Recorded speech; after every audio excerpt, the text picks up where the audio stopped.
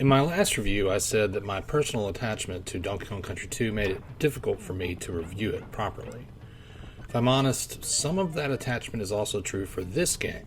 It's a big part of my childhood and reminds me of my time with my lost brother whenever I play it.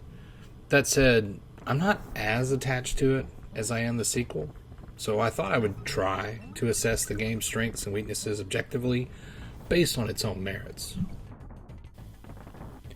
When I think about what makes a good platforming game, the first thing that comes to my mind is tight controls. The game can be visually stunning, but without good control of my character's movement, I'm not going to stick around for very long. The Donkey Kong Country games excel in this department, and I have previously stated that the speed at which Diddy moves is a benchmark for me personally to this day. He's just as nimble and responsive as he would be in the sequel. Donkey is no slouch, though. He feels appropriately heavier, which makes him more adept at disposing of larger variety of enemies. Levels feel more focused here than in any of the sequels. Fewer gimmicks and less complex bonuses equate to an overall more streamlined game in many ways. The levels tend to be shorter and more direct in their approach in platforming as a result. I would not in any way say that the game is superior to its follow-ups, but the shorter levels definitely fit my personal playstyle a little bit better. In 1994, the game was revolutionary because it used pre-rendered graphics. This paved the way for some awe-inspiring visuals in future games on the upcoming 32 and 64-bit hardware. By rendering an image on more powerful machines, still frames could be taken of those renders and used on less powerful consoles. This meant a higher level of fidelity than would be possible natively on that hardware. DKC in particular used this method to display character sprites.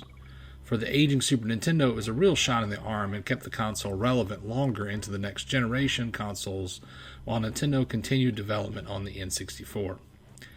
These unique visuals hold up better today on the lower fidelity TVs that the games were designed on. Playing this game on a CRT is more than just a nostalgic experience.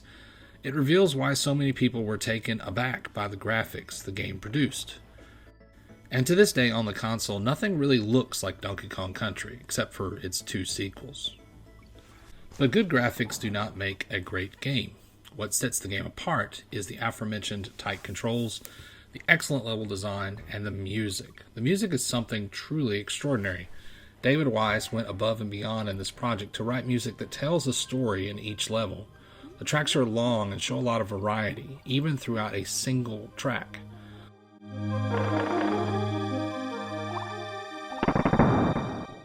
All the tracks are great and are definitely worth adding to your playlist. The levels of DKC are less gimmick-based than the sequels, and to me, this is a strength. The variety is more akin to something like Sonic the Hedgehog, in that there are high and low routes. Skilled players might be rewarded for taking a skyward route through levels, but newer players are not punished for sticking closer to the ground. Later levels lose some of this variety, but compensate with increased difficulty overall. The shorter levels mean that the challenge never overstays its welcome, which lowers frustration compared to some of the levels in the sequels. All that said, there are some things that, depending on your preference, definitely needed and received improvements. Bonus levels do not feel as unique to discover nor as valuable to complete. I'm not a big bonus level player, but even I would freely admit that the bonuses in DKC 2 and 3 are better.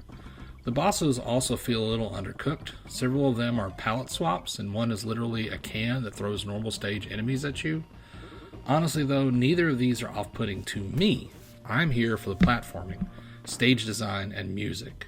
But your mileage may vary depending on which aspects of a game are more important to you. Even 30 years later, this game still feels special. The art, the music, the levels are a marvel and stand as a testament to what is possible on the 16-bit hardware. Someone recently called into question, why play old games? Why not appreciate what is new instead of what is old? But this game does not feel old to me at all. Honestly though, without these old games, we would not have new ones to play. They built a solid foundation of design that to this day just works. DKC is not a great old game. It is a great game, period. And if you can play it, you really should.